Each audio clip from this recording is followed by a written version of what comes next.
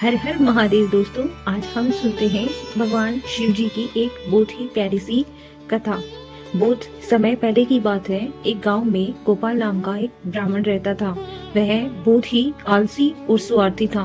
न वह पूजा पाठ करता, न ही मेहनत करता। दिन भर लेटा रहता और सोचता, काश मुझे बिना मेहनत के ही सब कुछ मिल जाए, धन, सुख, भोजन और सम्मान। एक दिन उसने सोचा, मुझे भगवान शिव को प्रसन्न करना चाहिए।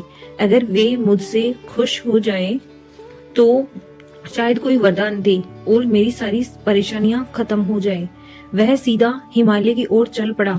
कई दिनों तक यात्रा करने के बाद वह एक गुफा में पहुंचा और वहीं भगवान शिव की तपस्या करने लगा। लेकिन उसका मन एकाग्र नहीं था। वह कुछ समय ध्यान करता, फिर सो जाता। कभी पेट भरने की चिंता करता, तो कभी सपनों में महलों में घूमता।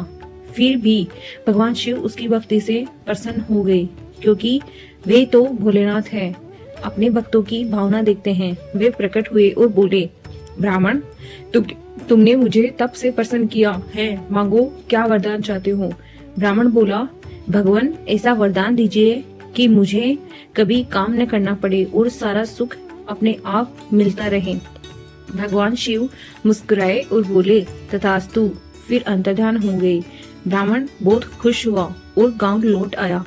लेकिन कुछ समय बाद उसे समझ आया कि कुछ भी अपने आप नहीं हो रहा। न अन्न आ रहा था, न ही धन। उल्टा गांव वाले और भी मजाक उड़ाने लगे। वह फिर से भगवान शिव की तपस्या में बैठ गया। इस बार भगवान प्रकट हुए और बोले, तुमने जो मांगा वो दिया गया, पर याद रखो, बिना प्रयास के कुछ भी नहीं मिलता। वरदान सिर्फ रास्ता दिखाते हैं, मंजिल पर चलना तुम्हें ही पड़ता है। ब्राह्मण को अपनी गलती का एहसास हुआ। उसने मेहनत करना शुरू किया, पूजा पाठ भी करने लगा। धीरे धीरे उसका जीवन सुधर गया। धन्यवाद दोस्तों। ऐसी सुंदर वीडियोस के लिए सब्सक्राइब करें। जय श्री राम।